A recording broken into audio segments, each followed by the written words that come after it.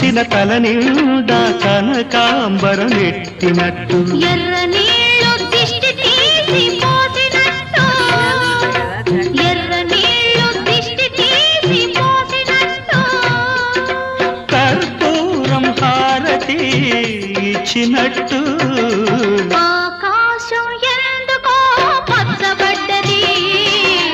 ఆ నడుమ బొట్టేమో ఎర్రబడ్డది వీటి గాలుల తాకిడి సాగే గువ్వల అలజడి